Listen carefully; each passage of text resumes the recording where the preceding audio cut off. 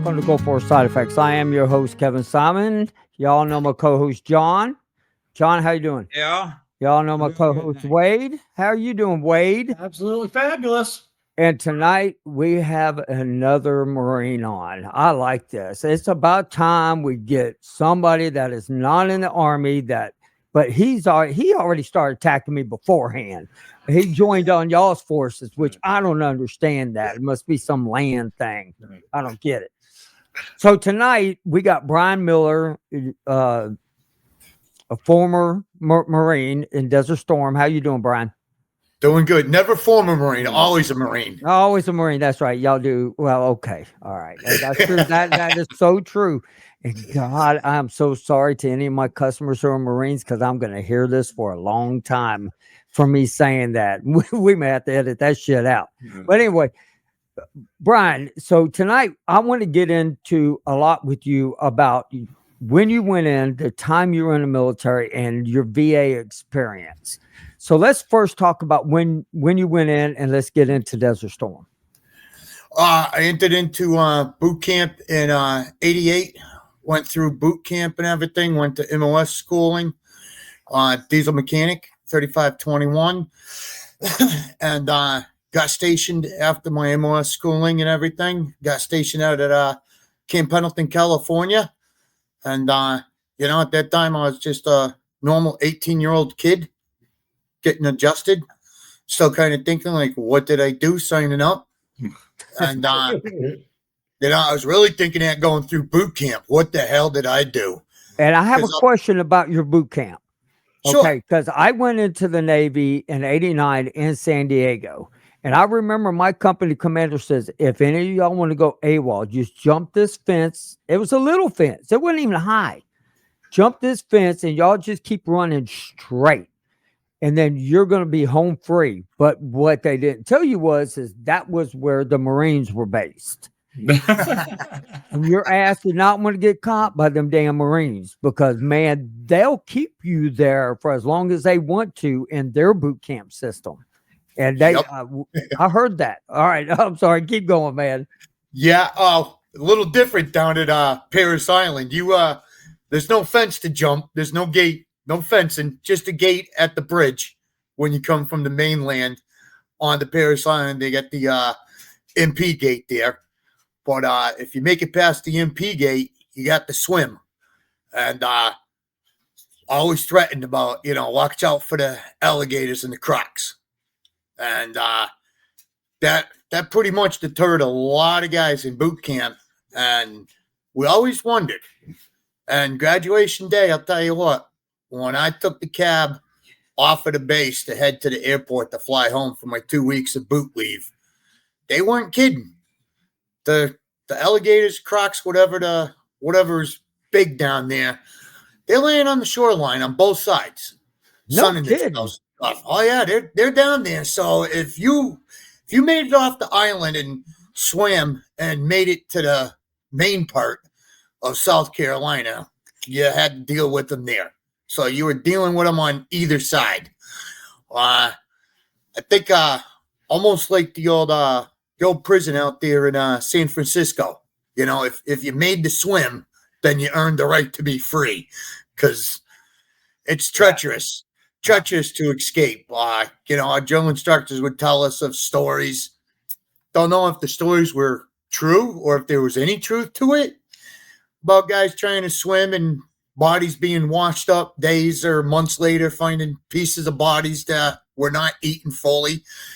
I think most of it, the drill instructors were just telling us that to put some fear in us so we wouldn't try and escape the island. But sounds like it worked, though. Sounds like it worked. Hey, there was plenty of times I was trying to think of how to get off of there without having to deal with the swim. Hey, where does the Army go to boot camp? Is that Disneyland? No, ain't got a goddamn Disneyland. That's the Air Force. That's the Air Force. All right. So, no, seriously, where did y'all go to boot camp? I went Fort Benning, Georgia. Leonard Wood, Missouri. Okay. Fort Leonard Wood. All right. I just was wondering. And plus, I had to throw that Disney comment in there. I've heard from buddies that were in the Army. Fort Leonard Wood sucks. We call Fort Leonard Wood Fort Lost in the Woods. That's a lot of truth to that. It's hot, it's sticky, it's in the middle of freaking nowhere. Yeah, Well, welcome Texas. yeah. O- Well, no, Texas Okay, is a whole lot nicer than where I was at. okay. Sounds So, comparable to 29 Palms. so Brian, when you went over to Desert Storm, let's get into that conversation because Yeah. I got a lot of questions I want to ask you that I didn't really get to ask Jason, but now I got you on. I want to talk to you really about what the Marines went through. So let's talk about when you arrived into Desert Storm. We got over there. We were part of what the Marines called the Slurp. We were the advanced out of Camp Pendleton, California. We were over roughly two and a half weeks after the invasion into Kuwait happened. We went in not knowing what we were going into. They treated us kind of nice on the flight over. We flew over on a DC-10 wide body. Did not have a military transport plane. And I'll tell you what, you want to see the stewardess clear the aisleways real quick on a commercial plane. We went onto that DC-10 wide body, and we had fully loaded mags and everything with us. We had our weapons all secured on the plane, and right as we went in to start the landing, they unlocked the weapons, gave us the weapons, and told us to lock and load because they had no idea what we were going to hit when we got out once that door opened. And the only other ones that were already there was a small contingency of Navy Seabees. They were working the airport at El Jabal because the runway was too small for a lot of the C-130s coming in, and they were not able to land the C-5s yet. Because the C-5s, the first couple of C-5s they landed, went right off the runway and into the sand. Runways were not long enough. So they were starting to build the runways up, and they were building a little military community right there around the airport and at the seaport there. And 82nd, I believe it was either 101st or 82nd. Wade, you might be able to correct me on this one with Desert Storm, but I know one of the airbornes were the first ones on the ground there. Second, fifth line, they arrived August 20th. Yeah, and we got over there a few weeks later in October, and we went in, and I'll tell you what, that door opened, and that heat sucked right off the bat. Oh, yeah. It was like walking into a commercial oven. And we ended up staying down in the port of El Jabal in the warehouses for a couple of weeks. And really, they didn't care who you were with, what unit, what branch of the military. You were all there. We were just helping with offloads on the ships, the airplanes. And then eventually we moved up into the town of El Jabal. And thought that was pretty nice for a couple of weeks. We had barracks. Well, what we called barracks, but it was actually for workers from other countries that were coming in and working the oil fields and stuff like that. Nice indoor, had air conditioning. We actually had Americanized plumbing in the barracks that we were staying in, 4 to 6 man rooms. And I lived in that for about a month. And then they got me and 10 other guys and said, pack your crap. You're going to the desert. And it's Okay, like, what do you mean? So I'm going to bring this into it.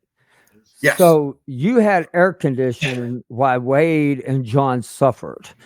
And what were your meals like? Like, did y'all have, like, who cooked for y'all while y'all were there in the barrack style? In the barracks, when we were up in the town of El Jabal, we had a regular military kitchen set up for 3 meals. When we first got there in the warehouses, we were eating MREs. And but once we got into the town itself of El Jabal, where we stayed at, we had military style kitchen cooking there, sit down meals, 3 meals a day. While I was there for the short time in El Jabal, I had to go down to the they were setting up like a rec center and stuff. I don't know if Wade or John got any chance to go down to El Jabal and use that, but it was a big No. place they were setting up. And while I was there, the only thing they had in operations was a AT&T had set up a big phone bank for the military over there. So you'd call home at no cost. It wasn't going to cost you or your family. There was no charges to call back home and talk to your family. They had a pool there. They said the pool was eventually going to be opened up for the military to use on R&R. Wow. They were starting to guys set get the place up. Boiled rotten. Yeah, they were. You sound they were like Air starting to- Force. Yeah. You sound like the freaking Air Force. Well, Hey, no, the Air Force was actually the sentries that were guarding this place, believe it or not. So I think it was Jesus. primarily meant for the Air Force, and they some of the other branches said, "Hey, share the luxuries." But I know, fast forwarding real quick, when it was all said and done, some of the guys in my unit that stayed in the rear down in El Jabal were bragging that they got to go there on their days off, and they said they had a big movie room set up, and they would play 3 or 4 movies during the day. They had a TV room you could go in and rent movies and pop it into a VCR and watch movies. They had the phone bank. They had some concession stand. They had like little coffee shops and ice cream shops set up in there. Jesus, it almost sounds like some shit like the Navy would have. I mean, yes. hey, Some of the guys were talking. They got to go swimming. well, hey, so there was a hotel, like place in, I think it was Al-Fajar, that when we would load up, this was after Desert Storm, but when we were there, we were able to go, and they had beer, they had pool tables, they had all kinds of stuff, man. Swim pool. I mean, next thing you're gonna tell you, maybe we're getting geisha girls down there, for God's sakes. No, I mean, for crying out loud. I'm just telling you that they actually treated us real good after the war and let us go to this hotel. We got free coffee, and we were able to go eat and everything. It was nice. I never had a damn sit down meal. I damn sure didn't have any air conditioning, and never saw any liquor other than some hooch somebody made there. I mean, it sounds to me like the Marine and the Navy, at least you two, had some great experiences. It sounds like to me that you went into the wrong service. Hey, at first it was, like back at home in Camp Pendleton. But after a few weeks in El Jabal, and we got our motor pool set up, and the rest of my unit started coming over, and 9th Com started building up. Because we had mechanics, we had drivers, we had comm guys, and we had recon Marines attached to us. Our 9th Communications was a surveillance, reconnaissance, intelligence group. And basically we were used, the 9th Com, we were used as advanced logistics to go in and kind of start setting stuff up and kind of start figuring things out and getting bases established and stuff like that. So I was down in El Jabal maybe a month and 2 weeks at the most, and they told me to pack my gear, pack my toolbox and everything. You're heading north to the desert. And we went out to this gigantic sandbox in El Khafji. And we were actually 6.5 miles outside of the main town. We were actually called in, if you remember, right before the ground war kicked off, when the Iraqis had turned the turrets backwards on a bunch of their tanks and made it appear that they were retreating back to Iraq. And then they ended up getting into the skirmish in El Khafji with the recon Marines, where we were out in the desert. We had some British Royal Marines with us. There were some Navy Seabees out there that were going around building the compounds in the desert.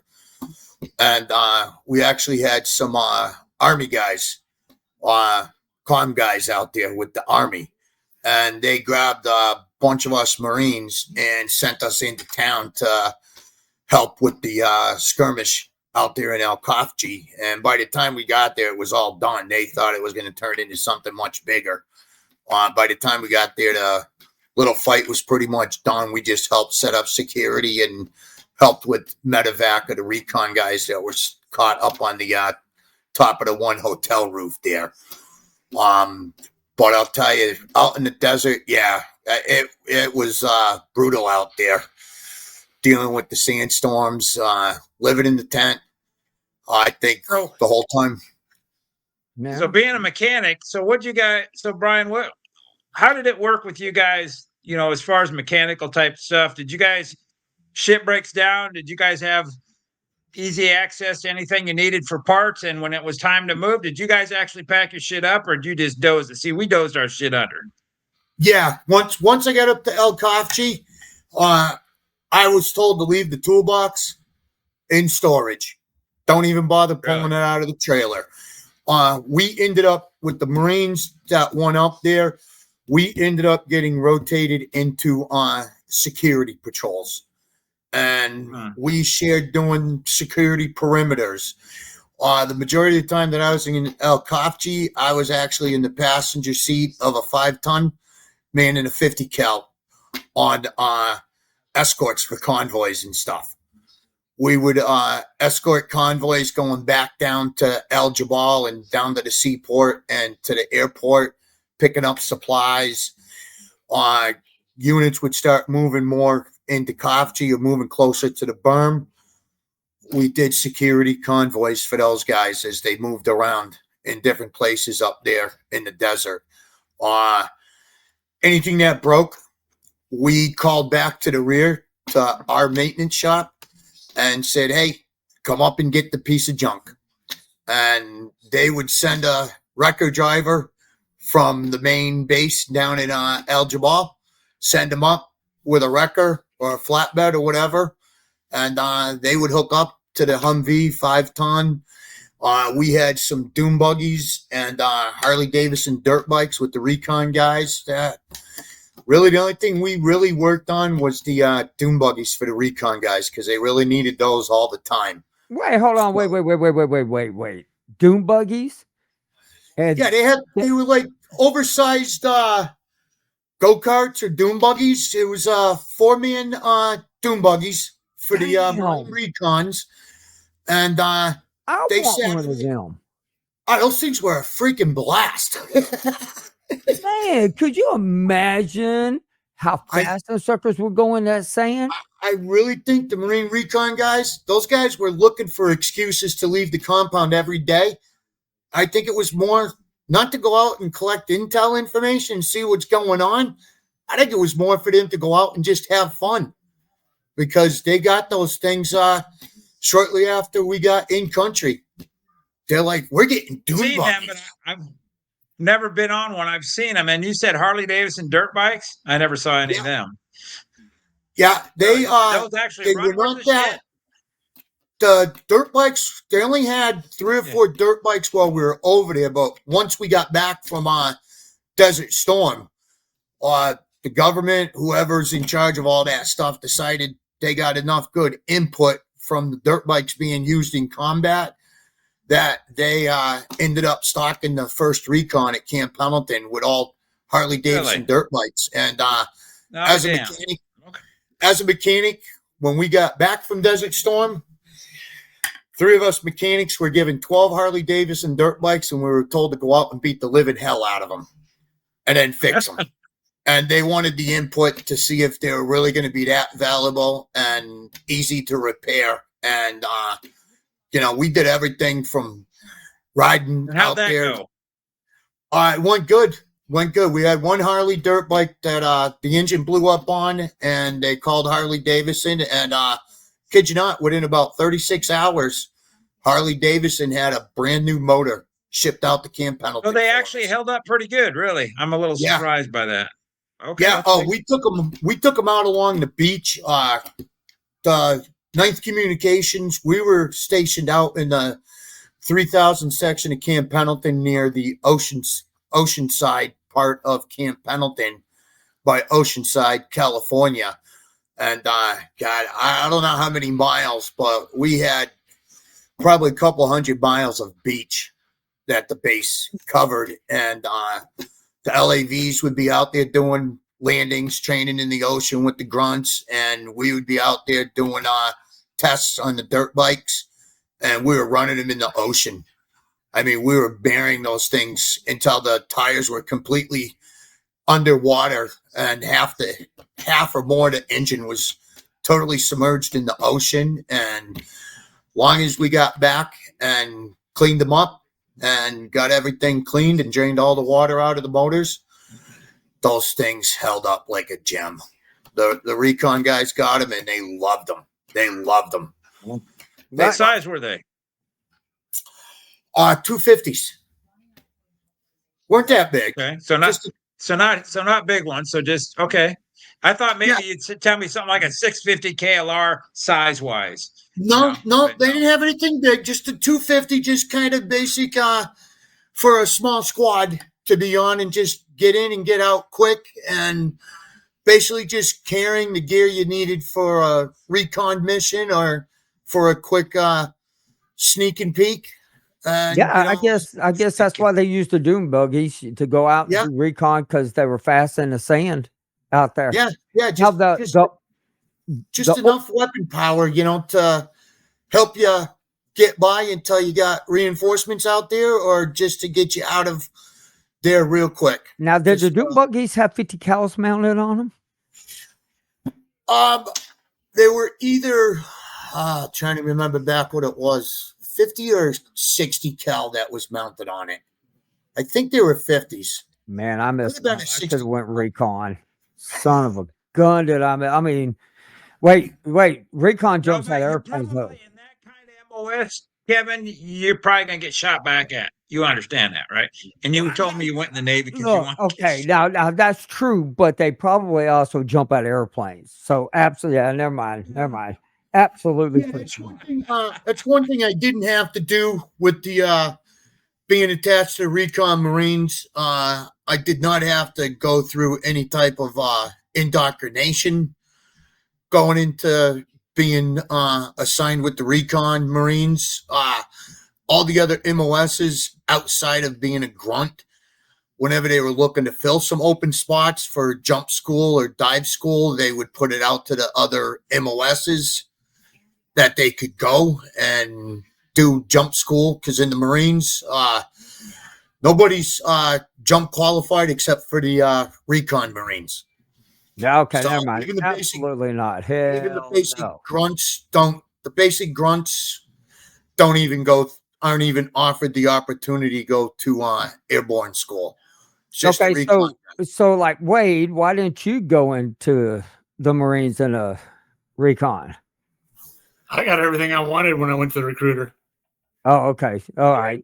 Yeah. Perfectly good damn airplane. You're not guaranteed. Those are slots that open up. And really? Where do the Marines take their airborne training at? I believe the recon guys were going down with the Army. Yeah. Was it Georgia? Fort Benning, Georgia, at the Army Airborne School. Really? So, What the hell? Yeah. The Marine recon guys for the scuba tanks, for getting scuba qualified for scuba diving, they went down to Coronado. Oh, yeah. Went through school with the Navy SEALs. The Navy SEAls taught them to dive. Oh, yeah. So, yeah, Navy SEAL guys. School, we had a whole platoon of Marines. Yep. Anybody that goes to basic airborne course in any military, in any branch, will go to Fort Benning first. Yep. No kidding. Yeah. I did not have a clue about that. Okay, so my next question is, this will be more directed towards Wade, then we'll get back into Desert Storm. How come whenever I watch videos of Army guys jumping out, you can see holes in the parachute? That's to allow the air to go through the air draft. And then the new parachutes, not in my day, We had T10 Charlie and Dash 1 Bravos. T10 Charlie in my day, they were semi-steerable. Now the new parachutes, they are steerable. And Oh, okay. You couldn't steer them back in your old days? no, T10 Charlies, that's you hop out and you just drift. They call it you're going to pull a slip is what they call it. It doesn't get you anywhere. It just, you hop out and you're going to float to the ground. You go with the wind. So And you could fly into a power lines. you can fly into each other. That's the danger of being able to. The new steerable is flying into each other. Yeah. So, but yeah, you can fly into a power line. You drift into some trees, water. I mean, which you go over all that, you learn it, but you just don't want to do it. Oh, Hey, yeah. Even regular skydiving. While I was in the Marines, I took up bungee jumping and skydiving. You had lost your mind. Even skydiving with the parachutes for the civilians, like Wade was saying, they would tell us how to pull the strings to steer yourself through, but they always said it's not guaranteed you're going to go the direction you want to go, because if you get wind come through or something, it can easily steer you in a different direction. So when you jumped out of a perfectly good airplane over, like, let's say Louisiana, Right. and you look at the marsh, and you see all them damn alligators. I'm more worried about rattlesnake. You're worried about a rattlesnake over a freaking alligator? Yeah. Oh yeah, those rattlesnakes hide a lot better than the alligators. I don't want any of that shit. Snakes. Nah, I'm with you. I'm with you. I don't care about snakes, man. I'll tell you right now. But oh my God, Wade, I have a lot more respect for you now. I have a no lot interest. more. That is crazy. How long were you in theater over there, Brian? We got over there right around mid-October, and I touched back down on ground at Westover Air Reserve Base on my way home to Camp Pendleton Easter weekend of April. Yeah, a lot of people seem to go back in April. And then let's talk about the oil well fires. That's one thing I really want to get into tonight. So the oil well fires that y'all were there, I know a lot of you guys are having a lot of issues as far as, you know, with the smoke, with the oil getting on y'all's skin, everything. So let's talk about it. So tell me what it was like. It was complete darkness over there. You ate, slept, breathed oil. You know, we would go when the chow truck would show up to feed us chow. You grabbed your food and you were grabbing an extra tray just to cover your food so you could walk back to your tent or wherever you were going to eat, trying to keep your food covered. Most of us out in El Kafji, we grabbed our food and made a mad dash back to the tents that we were sleeping in so you could eat the food without some extra oil seasoning to it. It was just black.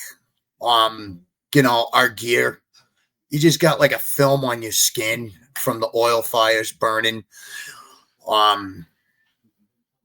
We didn't think anything of it back then. Obviously, just like our U.S. government didn't think of it or didn't care. You know, we didn't think anything of it. We were more worried about the short-range missiles and the long-range Scud missiles and everything. With, you know, the big fear we had was the chemicals. What type of chemicals are we going to get hit with and stuff? Yeah. You know, up in El Kafji, several times we had short-range missiles coming in, and right down the road, the Brits were set up, and they got their alarms fully sounded. MOP level 3 incoming missiles, and the American alarms weren't going off one bit. And yet we got little things on little patches on our uniforms and stuff, and we got detectors going off saying, you know, there's chemicals. And they're telling us, nope, you ain't got to worry about it. It's all false alarms. The stuff is malfunctioning from the sand, and They're like, you know how much stuff is buried in the sand from the 10-year war between Iraq and Iran, and everything just floats in the air and has settled in the other countries and stuff? You don't have to worry about it. Well, my question is, though, did it go off before? Did it ever go off before they sent the missiles or after?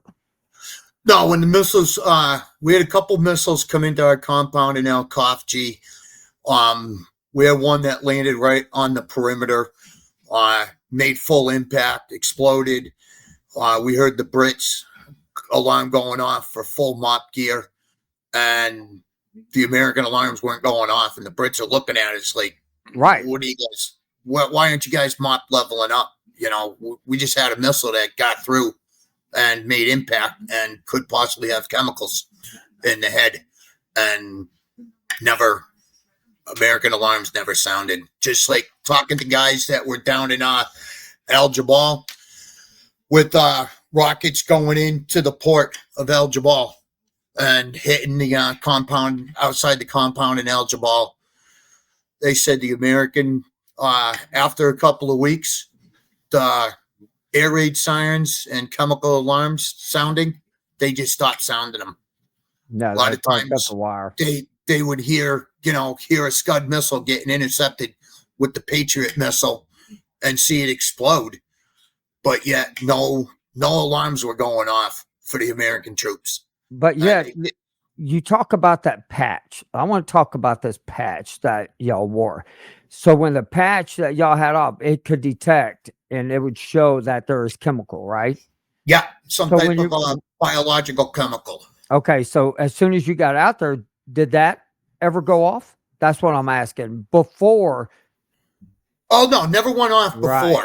Yeah, Right. never went off before. Once the air war started, once they started lobbing those missiles and stuff, that's when the stuff started going off. Wade, did y'all have patches? No. I mean, John? maybe the NBC guys did, but we, the No, troops they had test strips, but we never wore any kind of patch. See, Our alarms went off. We had them, the test strip, but like Brian said, if ours went off, they'd very quickly say they'd clear it, But no, we didn't wear any kind of thing. and this is the part where that angers me, is that our even out in the Gulf, our alarms went off at least 3 times. And most people can account for the alarms going off, but they all had this same excuse, malfunction. Well, they couldn't say it was a malfunction of the sand in the ocean. So what the hell are they going to say? It's the salt or the sea snakes, Yeah.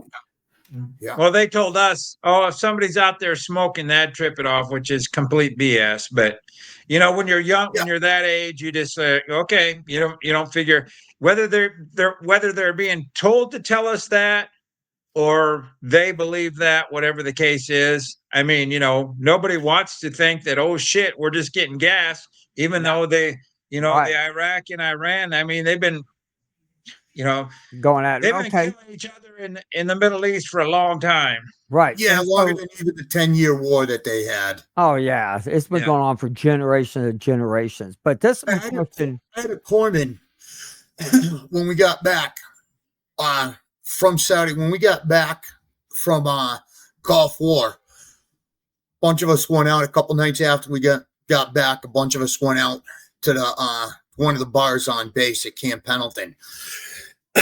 And I was talking to a corpsman there, and he looked at us and goes, "Have you guys been told that you have to get another shot now?" We're like, "No, for what?"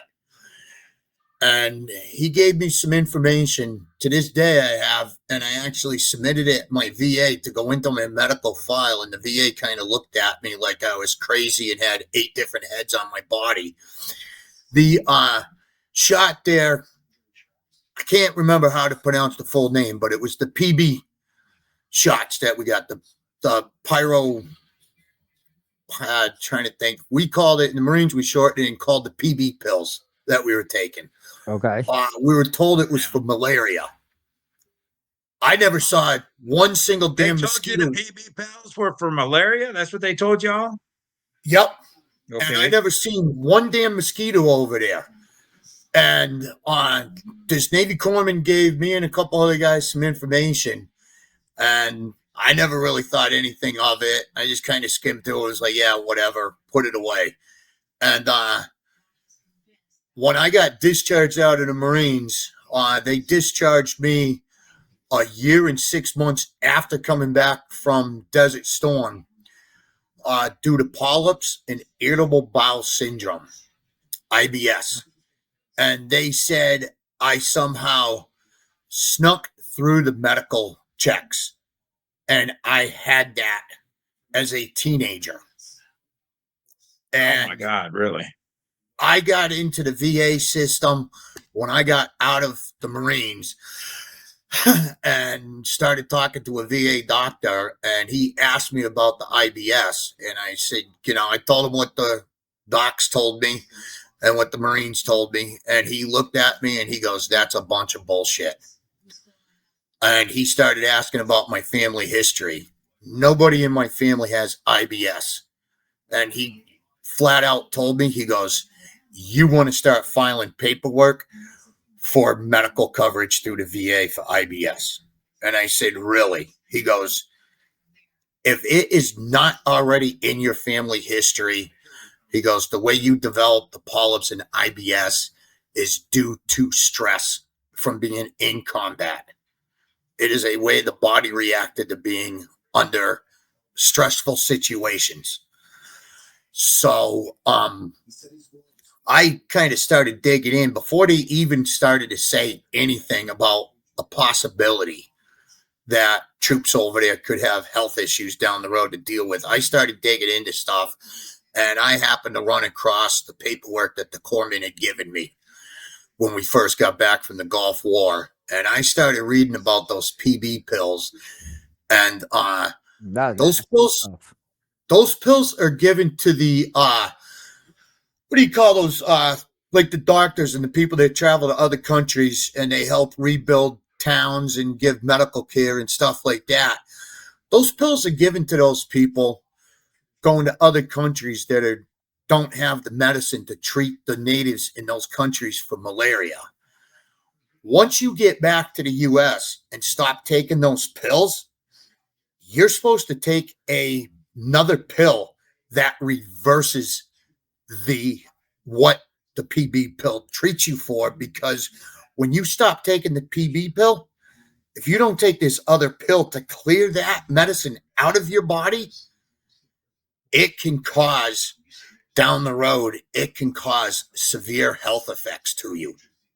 No, yeah, I read back in I was able to pull up on the CDC bromide or something like Yeah, that. yeah. I was able to pull that up from back in the early 90s, and it really messes with your neurological system. Yep. And everything. And so that's where I want to get into where the VA is today. And when you already talked about how is the VA today for you? When I first got out, the VA sucked as far as looking into medical stuff and possibilities of health issues and everything. And at that time, I didn't even go down the road of PTSD. I just went in, signed up. I went through the VA program where you go in and get checked.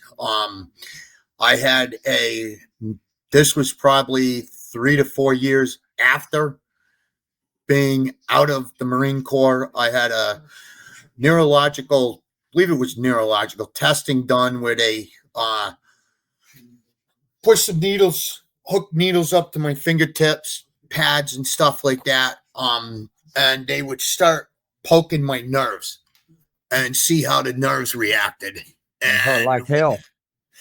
It was about a half an hour, 45-minute long test with the doctor. And when the test got done, I asked the doc, I said, how did I do? And he looked right at me and he goes, you failed the test with flying colors. And I'm like, what? I said, well, what's going on? And he goes, there's 3 things that could cause the issues that your nerves and muscles are not reacting the way they're supposed to be. And I said, really, what is that?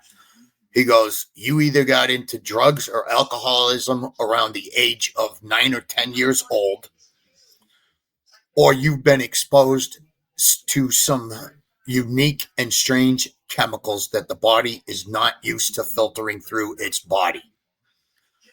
And he went through my whole life history with me, and I told him I was a typical teenager in high school, a couple times at parties, do a line of coke, or my big thing in high school was smoking weed. And he looked at me and said, that ain't enough drugs to affect the nervous system of your Wasn't body. unique enough drugs there, Brian? Wasn't unique enough drugs to cause the problem? Yeah, wasn't unique enough that they could say my teenage years contributed to it. And yeah, so that they were trying to phrase things very politely. Either they didn't know, or they're like, "Holy shit, what the hell is this? This What do is you some mean? They still don't powerful know. shit." They, Oh no, they still don't know. They know. They just don't want to admit to it. Or if Right. they Well, do admit to it, it's very, well, passive. I mean, I will Yeah. say this: from the early '90s till now, the VA system has changed tremendously.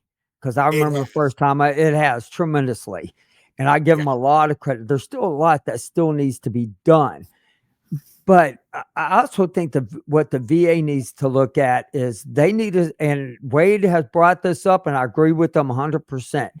They need to start taking veterans, even the researchers that were in the Army around Camisea, and a few miles back, take them and separate them from the Marines who are around the oil rig fires, separate them to the Navy who was out at sea with oil rig fires. And the Army guys need to also, other Army guys who weren't around the explosions and stuff, because there's got to be what do you call that? A common denominator, Wade? Correct. There has to be a common denominator that is making everybody's issues the exact same on Hey, like my IBS. unit up in El Kafji, even after the ceasefire came down, this is years and years later. Probably about 6 years ago, I got introduced to a guy through Facebook that is out here in Massachusetts. He lives out by Boston, and he has been down to DC thousands and thousands of times working on the Gulf War exposures. And he has done a lot of research himself, and come to find out, within the last 6 to 7 years, where we were at, we didn't only have to deal with the oil fires. We were in the downward draft from the bunkers being blown up. Right.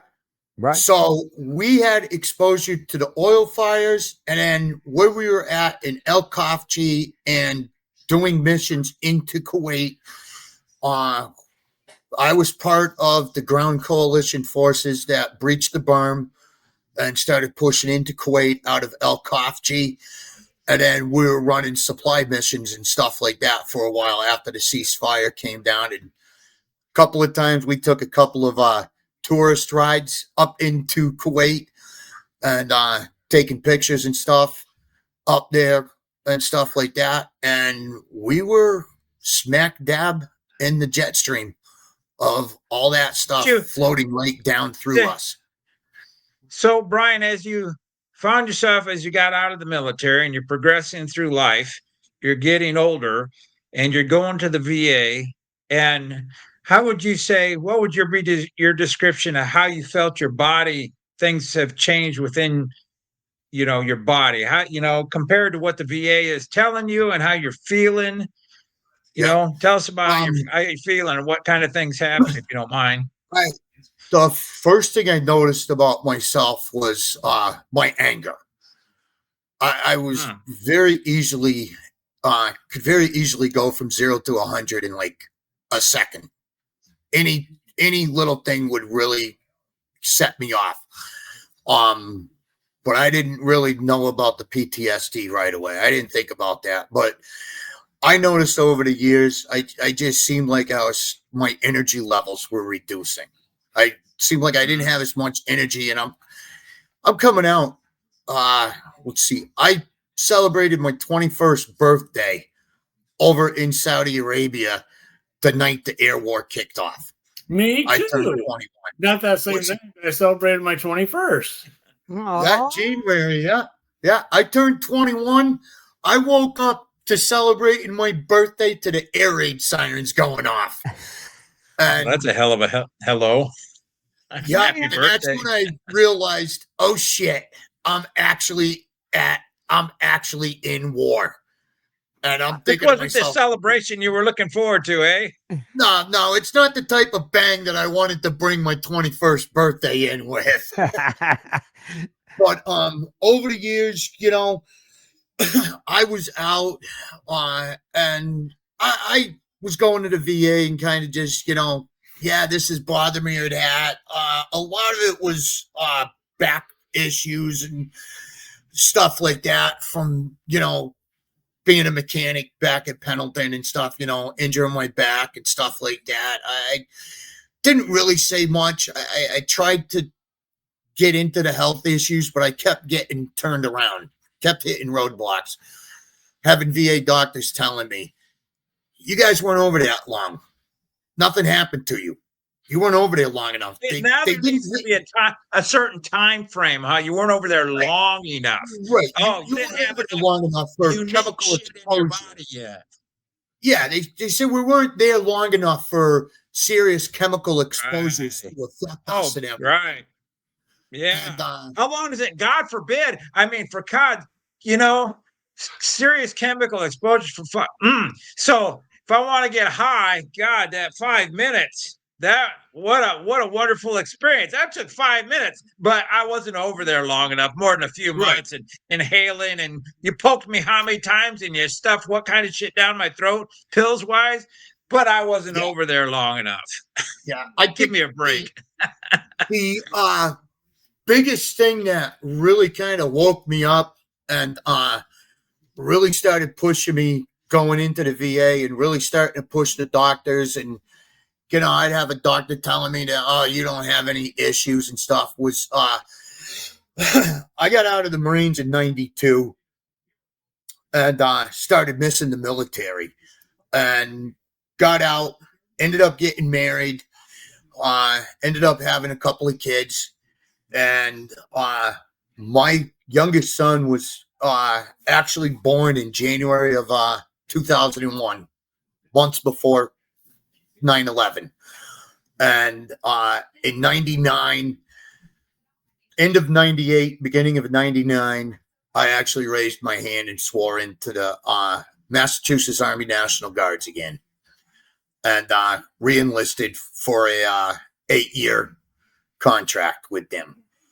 I didn't want to go back active duty. I didn't want to be packing the family up every 2 to 4 years, moving someplace different. I wanted a steady home life. So went in, started talking to the Marines. The Marines said, no, we're not letting you back in. You were medically discharged. You're not coming back in. Army National Guards came back, and they offered me a $25,000 sign-on bonus to sign on for 8 years. I jumped at it. Didn't even think twice about it. Didn't even wait to go home and talk to the wife. Got home. Yeah. She's like, so what happened? I said, I got to go shave my hair because when I first got out, I let my hair and beard grow. I had hair down to the middle of my back, and ZZ Top would have been jealous of my beard back then. Oh, wow. And, I just let everything grow, got rebellious. I hated haircuts. I'm not shaving no more. I'm a civilian. I'm going to become a nasty civilian. And Nasty. went down for the second time to talk to the National Guard recruiter, and they're like, hey, you got out of the Marine Corps as a corporal, come back into the National Guards. We'll bring you back in as a Corporal Spec 4, Specialist 4, and in 3 months we'll promote you to Sergeant. And, oh yeah, we're going to give you a $25,000 sign-on bonus. I was like, give me the goddamn paperwork. Where do I sign? They had me with that $25,000 sign-on bonus. Yeah. So money seems to talk a little bit. Yeah. Yeah. So I jumped on that and came home about 2.5 hours later and told the wife, I said, yep, 3 months I'll be promoted to sergeant. I said in a couple of weeks, I'll get the first payment of my $25,000 sign-on bonus. They split it into 3 payments, and she was like, oh, okay, well, we're getting a bunch of money from you going back in? Okay, no problem. She wasn't all that mad with me because I didn't discuss it. Once she heard the money, she was like, hey, that's cool. We're getting money. Okay. You're forgiven for not coming home and discussing it with me. But she knew I was looking. Funny how that works. Yeah.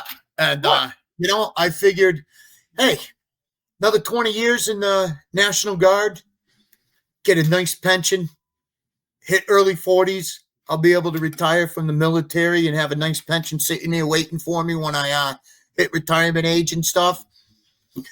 2-week vacation every year away from the family and kids. What could be better? And, 9/11 hits, and 9/11 really triggered a lot for me. Our unit out of Westfield, Mass, we actually, 30 of us, got down to ground zero 5 hours after the second tower hit the ground. We were down at ground zero. And 03, I was deployed. Beginning of 03, I was sent back over to the desert. Was sent to Baghdad, Iraq, for the buildup, for the invasion for Iraqi freedom. While I was over there, I started getting some more real bad, serious health issues and stuff. They sent me back. Sat back here for about 6 months on active duty orders still before they discharged me from the Army National Guards. In 04, I got out. By the time I got my paperwork and everything, I was discharged August of 2004 from the Army National Guards, and ended up between 2004 to 2021, I had 4 attempted suicides. And my 4th attempted suicide, I found myself homeless. And the fiance, at the time I was engaged, my ex-fiance booted me out of the house. And I was living at a homeless shelter on the grounds of the VA up here in Northampton, Mass. And really started diving into my PTSD and everything. Got awarded 100% PTSD. They ended up giving me 50% rating for my IBS. I got a 35% rating for headaches and vertigo due to unknown, undiagnosed illnesses. They claim they don't know why my headaches are bad and why I was having issues with my vertigo. So they put it in as undiagnosed illness, but they gave me a rating. I got to say, these last 4 years, I really got working in with my PTSD and everything, and finally got a good grasp on everything with the health and stuff. One of the things that I really hate that I didn't like with the VA was every time you went in and complained about an ache or a pain, they just gave you a bottle of pills. Take this will help you. To me, they were just kind of putting a Band-Aid over an injury that needed stitches. Oh, Lordy, that's my favorite saying. That's my favorite saying. But now, when 9/11 happened, I don't care what anybody on this panel says. We all wanted to go back in after 9/11. I mean, I don't care if it's John, I don't care if it's Wade. There was something that sparked something in us that we were like, I want to go back in. But my wife, I wouldn't have got a sign-on bonus to let y'all know for anything, because I was a bosun's mate, and my wife would have probably killed me or broke my leg to make sure I wasn't leaving at all. But you talk about the homeless, being homeless. That's the one thing that I have talked to. Like, I have a customer. I hope he doesn't mind. I'm not going to say his name. I hope he doesn't mind me saying this, but because I know he listens to the program. But he has a son that he has not talked to in over 25 years, and his son was in Desert Storm. His son has been homeless for 25 years, and they finally found him. They finally found him after 25 years living on a beach and just a mess. And they ended up getting him with the VA down in Houston, and they have really, the VA in Houston has really stepped up for him and Yep. help him get into, they call it some kind of a housing program with other vets that have PTSD to, Yeah. and he's doing so much better. But we do find a lot of vets who do go homeless. And the thing is, that should never happen. No, it shouldn't. They got me into a bunch of programs. Once I got into Soldier On and started living up there at Soldier On building, you had to be drug and alcohol free. So I was, prior to doing that, I was starting to get into drinking heavily and everything. A lot of the drinking and stuff happened after I got sent back home from my unit with the Army National Guards. I got home and I was glued to the TV 24/7 watching any news that was covering the stuff over there. I was watching it. I wanted to get back to the guys that I was over there with. And I went through it, and unfortunately, with the health issues that I have now, some of the meds that I'm on for the rest of my life. I'm on pills for thiamine, which I had no idea. I didn't know what that stuff was. It's part of what your body gets when you eat. It's part of your B1 vitamins.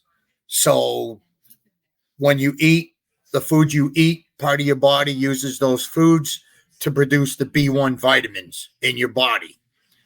It also uses the food you eat to produce thiamine in your brain. My thiamine levels were extremely low, and I actually went into a form of shock from my thiamine levels being so low. And I really wasn't listening to the doctor when they first put me on the pills. I was kind of rebelling, like, I don't want to be on these pills. I'm not a pill popper. I want to get things fixed and get back to the way I was as a teenager and early on in my 20s before going to combat and everything. Loved life. And, it just over the years, I just started to seclude more and more and wasn't going out and hanging out with friends and stuff like that. I always just go to work and then come home. And I was happy with that. Go out every so often with the wife to dinner, periodically go out and do something with the kids and stuff. Do you stay in contact with any of those people that you served with? Oh, yeah. Yeah. To this day, I'm still friends through the Marine Corps and guys that I served with in the Army National Guards. Well, that's awesome. On Facebook, we chat and talk about issues, and some of the guys are like, hey, I never went to the VA when I got out of the Marines. And, guys are talking to me that I served with over in the first Gulf War. And it's like, dude, you need to get in. Even if your health ain't bad right now, you need to get in and get registered in case, because some of the guys stayed in the rear in Al Jabal. So their health, they have some issues, but not as bad as mine. With one of the things with the thiamine levels in me, because I went for so many years not being tested and treated for low thiamine, the thiamine pills, the B1 pills that I'm on now for the thiamine, the only thing that the thiamine pills are doing is slowing down the nervous system of my brain dying off.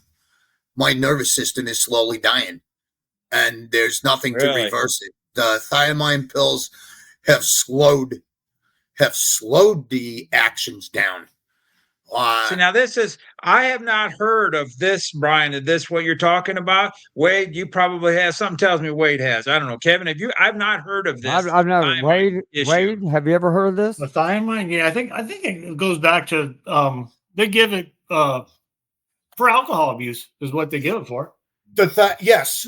They gave it to me when I came out of the hospital with my pancreas because it's, and yes, it's given for alcohol abuse is what it's for.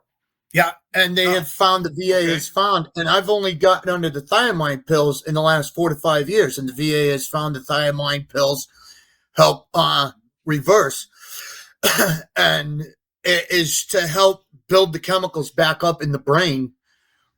Because I never knew how serious it was until they first put me on the thiamine pills, and I kind of was rebelling and didn't want to take it. And I was sitting there one night, and I just started getting real dizzy. And the next thing I know, I woke up and I'm in the ER room with a bunch of doctors around me. And the ER doctor is saying, "Hey, man, we almost lost you." And I'm like, "What?" And come to find out, they had to hit me with a 3 times higher dose than the pill that I take. It was 3 times higher than the pill. And they had to hit me with the liquid thiamine to get it into my system quicker. Or I was... To clarify, it was the VA that put you on this, yes? Yes. It was Yeah, the they VA. took, there's a specialized blood test that they can do to test. So when you go into the VA and they test for your B1 and all your vitamins and stuff, they're testing for your B1 for the vitamin side, but they never test for thiamine levels unless they believe your thiamine levels are low. And this was told to me by a neurology doctor. When he started talking to me about my headaches and chest pains and dizziness and vertigo and everything, he goes, "Were your thiamine levels ever tested?" And I looked at him and I said, "My what?" And he goes, "Thiamine." And I'm like, "What the hell is that?" And he gave me a bunch of pamphlets to take home and read, and they tested it and said, "Yeah, your thiamine is extremely low." And it works with keeping the nervous system. It helps to keep the nervous system to send the appropriate signals. Like right now, for instance, I'll give you, the doctors are trying to determine if it's from the effects from when my thiamine levels were low. A little bit over a quarter of my nervous system is completely dead. It does not respond. So right now, they are...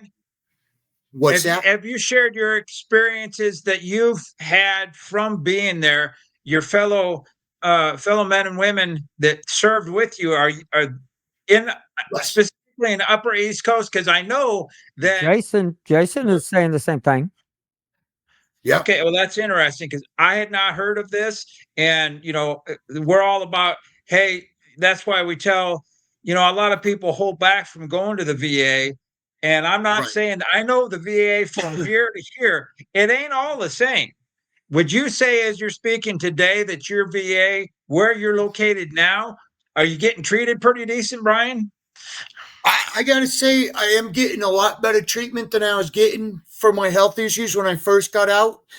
And I don't know if it's because of all the advocating I've been doing for myself and going through the VA advocate, complaining that certain doctors don't want to hear about the issues and are telling me nothing happened to me over in the first Gulf War. But here's another example. I went in and received, over a period of 8 months, I received ketamine injections. Are you familiar with ketamine? Yes. It's heard of it. I don't know what it is. Back in the 80s and 90s, it was known as a popular drug for the college kids. Special K. That's where I've heard it from. Okay. I've heard it. I couldn't have told you what it was. What the hell is Special K? That's what it was called back then as a drug. Ketamine is a horse tranquilizer. Oh. Holy shit. Okay.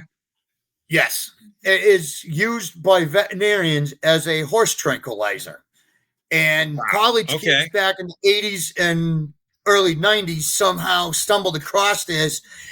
And what it does is, how the college kids were taking it, it would cause them to have psychedelic trips, like doing acid. Holy shit. Okay. I ran across an article several years ago that California VA, and Kevin, here's one for you. I can't be specific because it was several years ago, but you being from Texas, there was a VA in Texas and a VA in California that started to experiment using ketamine on veterans with extreme PTSD issues. And after my 4th attempt at suicide, I started hounding my VA. I said, I want to get in for this treatment. How do I go about doing it through the VA? And all of from my primary care to my specialists and even my mental health shrink, were all looking at me like, what are you talking about? So I brought articles into my mental health care and said, look, here are 2 hospitals in the VA system, one in Texas, one in California. And they started doing research on it. And they said, due to my previous 4 attempts and with my PTSD being so extreme at that time, I qualified, but they weren't sure if the VA was actually going to pay for it. They ended up finding a outside doctor down in Hartford, Connecticut, that treats civilians with severe PTSD with ketamine. And I ended up getting the VA to pay for 8 months worth of treatments, twice a month. There you go. To go down and get it injected. I actually have a port under my collarbone on this side. And I would go in twice a month for the injection process lasted about 20 minutes.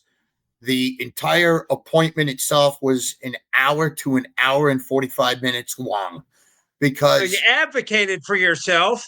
Yep. And it sounds like it paid off. And we always tell the veterans, you got to advocate. Don't be waiting for the damn VA to call you or come knocking on the door. It ain't going to happen. I mean, if you have a good therapist or you've heard of something, take them some damn paperwork like what you did. Kudos to you, Brian. No, that's over the last 4 years, I have fired a mental health shrink and a primary care doctor and have gotten in with other primary care and mental health. I had a mental health shrink telling me when I knew I was going into deep depression. I said, I think I need to get on some meds to help with my depression. And she looked right at me and she goes, well, you have PTSD, so you are going to have some depression. And I'm like, well, no shit. That's part of PTSD, anxiety and depression. I said, I think it's getting worse. I think I need something different than just the sertraline you have me on for my PTSD. And she's like, oh, no, it's just the side effects of PTSD. You don't need to go on anything.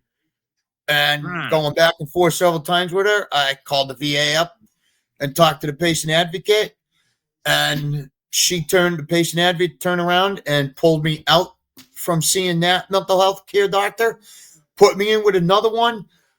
First meeting I had with the new mental health doctor, she flat out asked me, she goes, why do you think you are starting to get severe depression? What makes you think you're starting to get deep into depression? And I started telling her.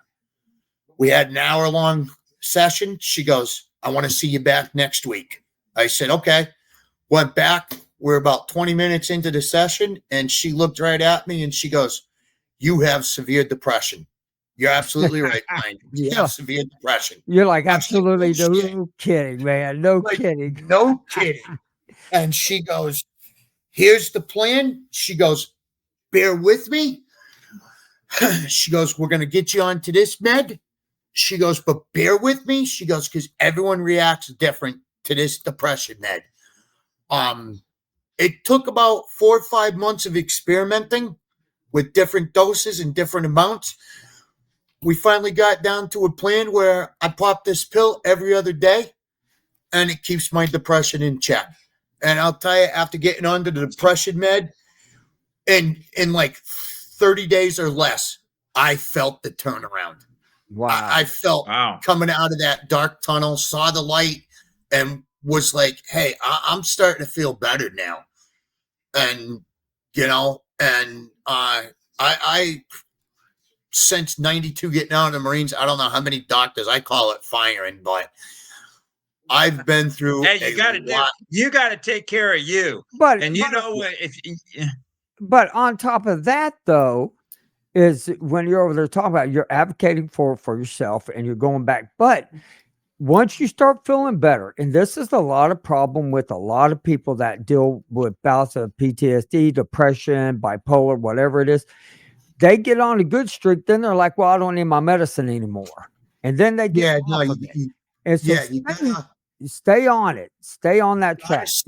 you gotta stay on your meds when they give you something, you know. And I told my new mental health care doctor when she was trying me, when we were trying to find a good pattern of taking that depression pill. Yeah, I told her one time, I said, how much longer? I said, because I'm getting frustrated. Because when they first got me on it, it actually gave me too much energy. Yeah. And my sleeping meds weren't even helping me at night to sleep. So then they lowered it too much. And I was starting to feel the bouts of depression coming back on, and I could feel myself slipping. And then it got me to one point where I was just like telling her, I'm just sitting there like a freaking zombie for the day, drooling on myself. Yeah, that's not And good. it was getting frustrating going back and forth on the different doses. But because she was so willing to listen to me and everything, I decided to stick it out and not give up on doing the meds or fire her and look for a different mental health doctor. It does make a difference. It does. I'm really glad you stayed the course and kept on knowing that something wasn't right. I'm happy for that. And yeah. I'll tell you, the ketamine, after doing the ketamine treatment for 8 months, I hit anniversary dates now throughout the year, and they hit me a whole different way. A lot of times I'll be halfway through the day and be like, holy shit, today's an anniversary day of, you know, even between the Gulf War and being over in Iraq the second time for the invasion of Iraq. The anniversary dates and stuff just hit me a whole different way. Before they would come on, and a few days before, I'm looking at the calendar going, oh man, in 2 more days, this is going to be terrible. And I would just sit around and seclude myself and not want to associate with my friends. You know, I'd be calling up, making excuses of not going out or going into my part-time job and everything. And, well, you seem peppy now. You seem really peppy now. The ketamine has really helped with the PTSD. You know, I have an anniversary date come up, and it's like, oh yeah. And I'll sit there and kind of ponder it for the day or something and kind of think, you know, how would my life been different if I hadn't gone and stuff, and think about the brothers and sisters that I lost during my time in the military and everything. But once that day is done, I go to bed. No more. The biggest thing with the ketamine, no more flashbacks. That's good. I have not had a flashback in 3 years. And so that's a lot of things that the guys need to research. Everybody needs to start researching what they can do to help with that. You know, with that being said, we're about to go into the after show. Brian, thank you for coming on. Thank you for sharing your story. And that's an amazing, amazing turnaround from where you've been at. And of course, John, always thank you for coming on. Wade, thank you for coming on. Thank y'all for listening. Hey, next week is going to be a really cool show. It may end up being a 2-part series, but we're going to dive into technology back then till now of what we did and what is now. And so that's going to be a cool. And I mean, I'm going to give the props to Wade on that, because it was him that gave me the idea. I hate to give him props. I hate to give anybody props that jump out of a perfectly good freaking airplane. And hey, and so keep going to Navy. Yeah. So y'all go check out our Patreon. That's where we do the after show. That's where we go in and say anything and talk about anything we want. I want to thank the people who are supporting us on Patreon. It's just $1 a month, and it goes towards building this podcast up. And it goes to also, we want to get to the point of being able to help other vets find their ways and help them get through what they're going through. And if we can get every veteran out of a situation that's bad. That's what we need to start doing. It's veterans connecting. Check out our YouTube, subscribe and share. And and just to let y'all know, we want to thank each and every person that has paid attention to Wade when he talked about Desert Storm being a Experimental. experimental. And I mean, I totally agree. that was got 100% experimental on drugs and everything. everything, and that got me thinking on what other experimental stuff that we experiment with that we're going to find out next week. So y'all have a great night. Y'all have a great weekend. If you want to get a hold of me, please contact me, which I've had a lot of emails. Contact me at Kevin Simon at goforsideeffects.com. Y'all also, which I'm going to bring this up because of Brian right here, bringing this to our attention, the crisis hotline, 988, press 1 or text 838-255.